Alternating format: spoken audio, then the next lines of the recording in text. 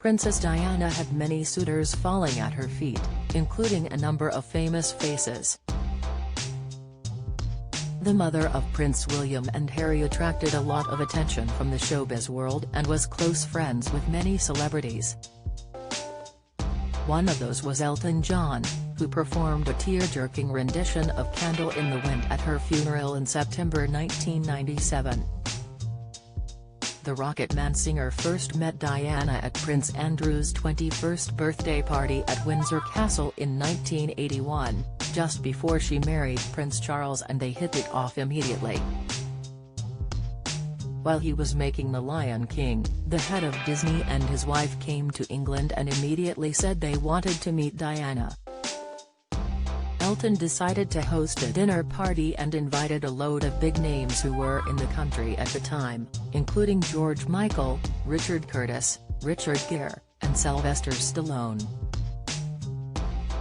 And it was the two Hollywood actors who would end up in a heated row over Diana. Get the news you want straight to your inbox. Sign up for a Mirror newsletter here.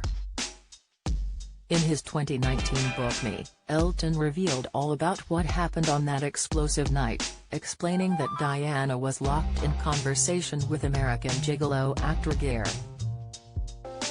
The most peculiar scene developed.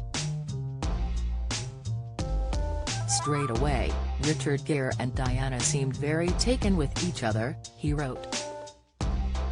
As the rest of us chatted, I couldn't help notice a strange atmosphere in the room. Judging by the kind of looks he kept shooting them, Diana and Richard Gere's newly blossoming friendship was not going down well with Sylvester Stallone at all. I think he may have turned up to the party with the express intention of picking Diana up, only to find his plans for the evening ruined. When the guests moved to the dining room to be served dinner, there was no sign of Gere or Stallone. Elton sent his husband David Furnish to go and find the pair, but when he came back he explained there was a situation. Elton continued, it transpired that had discovered Sylvester Stallone and Richard Gere in the corridor, squaring up to each other, apparently about to settle their differences over Diana by having a fist fight. According to the singer, David managed to calm things down by pretending he hadn't noticed what was going on and telling them dinner was ready. Apparently Stallone clearly still wasn't happy and stormed off home when Diana and Gere resumed their position together in front of the fire. Elton recalled, I never would have come, he snapped, as David and I showed him to the door, if I'd known Prince F and Charming was gonna be here. Then he added, if I'd wanted her, I would have taken her. But the commotion didn't ruffle Diana, who was still gazing raptly at Gere in the living room and had seemingly no idea about the commotion with Stallone. Elton wasn't sure whether she hadn't noticed or that incidents like this were so commonplace for her that she was used to having people fight over her.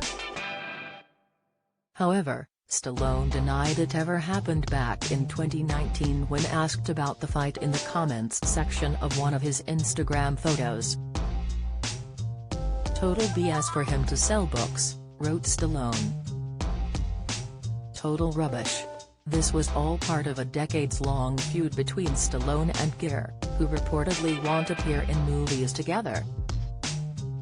The tension began back in 1974 when they were both set to star in The Lords of Flatbush, but Gere ended up getting fired from the film.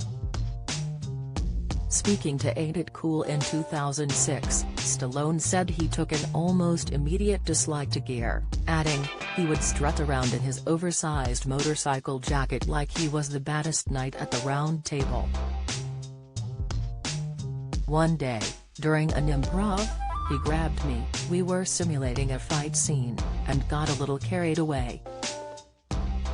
The Pretty Woman actor was set to play protagonist Chico Tyrell before he was given the boot after an altercation during a lunch break.